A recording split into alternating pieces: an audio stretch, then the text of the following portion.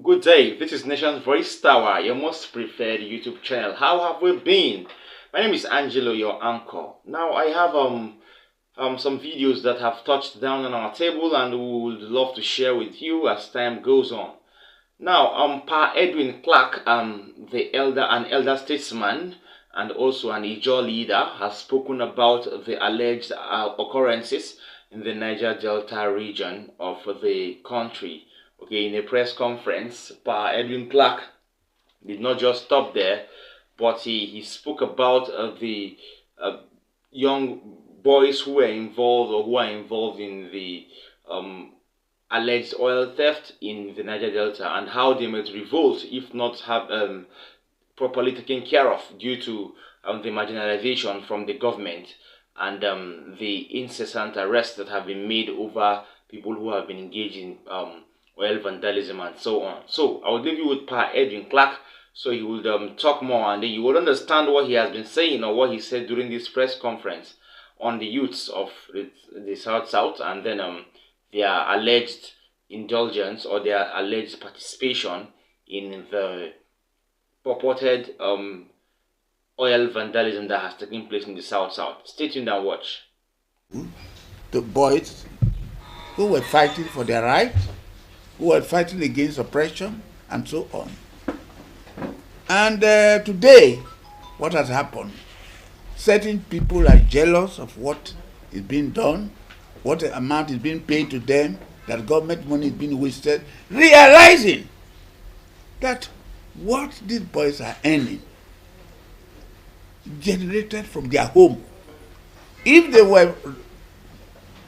they move around and they were causing trouble, the amount of money the federal government produced today could have been reduced, and we have seen it several times, from 2.2 to 1 million when there is crisis, and we stepped in. But today, some people say, no, let us grant amnesty to the northern bandits, terrorists, people who are just there to kill people. They've killed about 65,000 people within the last between 2015 and 2023. And you are saying that, oh, like the Niger Delta, when they do not know anything about what is happening. Stop the amnesty in the Niger Delta, you would then find yourself in trouble. The economy will run down because these boys will go back to the creek. But people do not know what effort the leaders of the Niger Delta put in to stop these boys who have taken the driving seat and are ready to fight for their rights. So that is the purpose of this conference.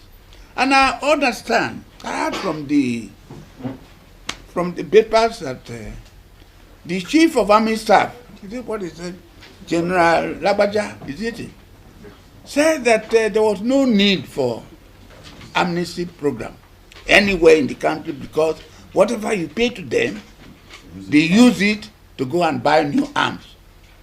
And therefore, none of them have succeeded. I said, no, Mr. General. But for the Niger Delta amnesty program, today, the federal government could not have got oil from there. So this should not be confused at all with the theft of crude oil in the area, which is not done by these boys. This is done by elites, parts of the NNPT people, and the security forces. Okay, welcome back. I hope you understood that keynote there. Now, straightforwardly, I would say that Pa Edwin Clark is not just an old man. He is also an agitator because he has said it times without number that these boys who are involved in oil vandalism and so on should be very careful before they get arrested because he is not going to be a party to a situation where a boy is arrested and then he's called to, come and serve as a savior and all that. Now, secondly, former Governor Nyesom Wike of Rivers State has come out after his time in office, has come out to say that he doesn't regret any of his actions during the just concluded general elections and afterwards. Reasons being that he feels he was just after a good and an undivided Nigeria rather than other Nigeria or other countries or other historical platforms that might hold it to some extent, where they would always uphold what they have done, what they will do, and what they have been doing. But Nyesom Wike could not hold his own back. As a member of the PDP, he worked for the APC during the elections, as evidently as seen in the public space, and now he has come out to tackle people from that part of the state, because there are lots of issues that have been going around saying he regrets his action and so on. But I'll tell you what, this man knows what he's doing. Watch Nyesom Wike briefly, where he spoke about the alleged work and the efforts he has put through to bring Asiwaju Bola Ahmed Tinubu down to the seat where he is now. Stay tuned. I have no regrets whatsoever. I have no regrets whatsoever that I took the decision I took, because I want a united Nigeria. I don't want a disintegrated Nigeria. And that is why we wish the president good luck. We believe that God is infinite mercy, who has given him the mantle of leadership, should also give him that wisdom, the strength and health to continue to pilot the affairs of the country. Okay, welcome back. I hope you understood there what Nyesom Wike was trying to say, although short, but well, he took his time to buttress his points. Now, finally, before I go further, Nyesom Wike should be expecting an appointment from this incoming government, because that should be the only compensation he will get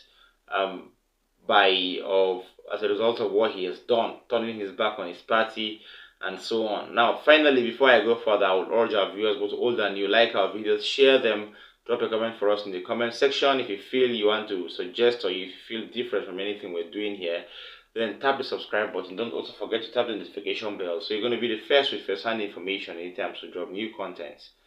Now, finally, one Senator Fada Unsi has blasted former Senate President Ahmed Lawan and other senators on issues that have pertained different House committees in the House of Senate, and the way these senators have carried themselves ever since they joined or they attained office. Now, Senator Fada Unsi could not keep his mouth shut there, because he had to single out those that were involved, or those that were sort of, let's say, culprits to this particular offense, where he reiterated to the House.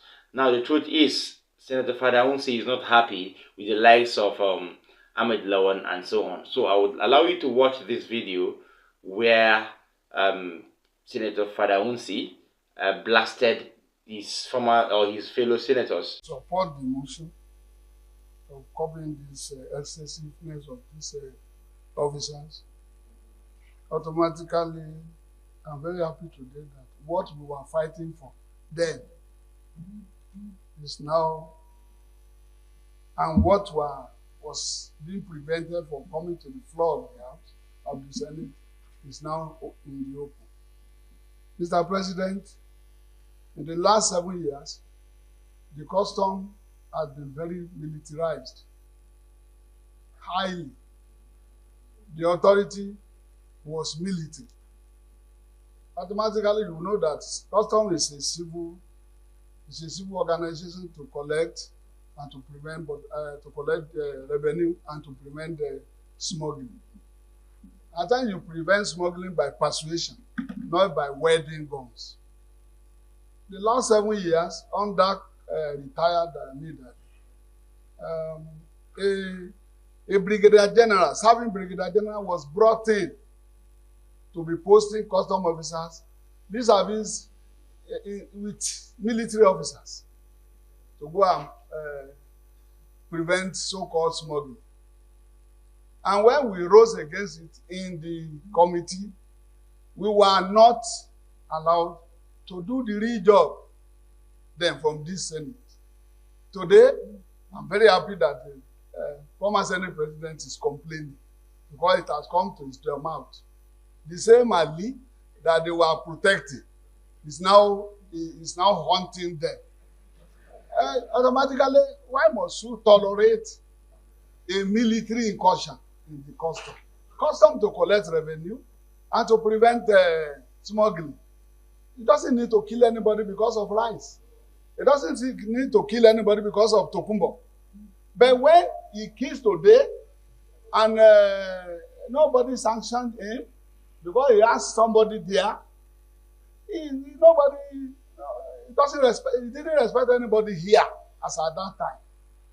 Until the last day he left, it was a war. Mr. President, now that a civilian has come there, he's a well-trained officer. Automatically, what he's doing now is to demilitarize the customs. Although they are killing the so-called smugglers, they are killing them too. And many of them have been buried to unknown places that we are still looking for them till tomorrow. But for us now, it's for the man there now to start demilitarizing customs so that everything is not by wedding gun inside town, inside market, opening shops. It's not in our heart. It's there. But when the military man is posting them, and you know the work of a military man is to go and fight war. Anybody on your way that is preventing you, you kill. And when this rice, the issue of rice was banned, we shouted that it will amount to killing our people. How many of them, they don't know where to go? Nigeria is consuming 7.2 million metric tons a year. The rice farmers, most of them are here. The rice farmers could not produce up to 3 million a year. Where is the balance? Automatically, you allow rice to come in and collect your revenue. But if you are going to ban their livelihood, these people will go back to smuggling. And Mr. President, we need to call on the new administration to start removing the bad egg, particularly those ones that on border drill. There are many squads that they are not in our act. This is what the new administration is doing up and down. Give him the chance, and we call him on what to do. All right. Thank you so much. I hope you understood everything that was trying to be reiterated by Senator Fada Wunsi there. He is fearless, so he has come out to draw out people who are involved in that issue. Because aside the fact that Senator Ahmad Lawan, former Senate President, is also an offender in that particular zone, it is no longer news that lots of senators have joined him to take part in this long lost tradition that we feel is not really going to come on board amidst or as regards development in the country or the federal constituencies of these senators. So please, they should mind their business and better do the needful. Thank you so much, Senator Fada Wunsi, and thank you so much to our viewers for keeping faith with us. I hope you enjoyed our updates together. I would urge you to always stay glued to Nation's Voice Tower, your most preferred YouTube channel. See you next time. Bye.